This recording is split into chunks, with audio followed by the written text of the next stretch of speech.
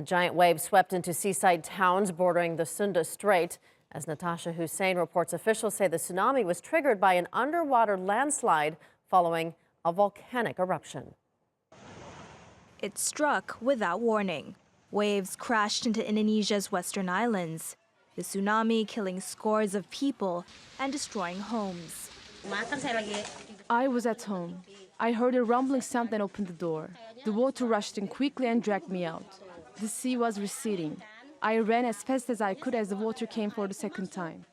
Hundreds of people were injured. Many others had to be evacuated to shelters. I am traumatized. We were getting ready to go out into the sea to fish when a huge wave came. All we could do was to run. Officials have warned people not to return to their homes yet. The tsunami came just after the Anak Krakatau volcano erupted between the Sumatra and Java islands. It triggered an underwater landslide, sending huge waves into coastal areas along the Sunda Strait.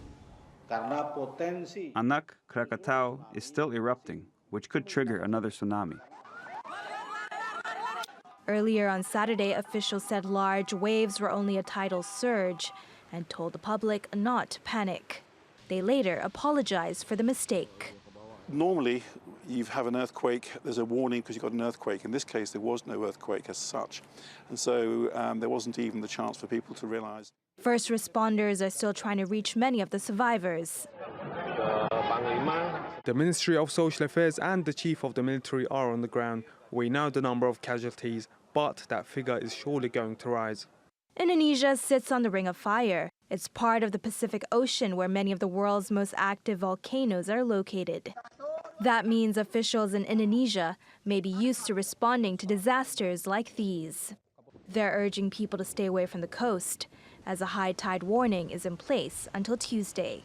Natasha Hussain, TRT World.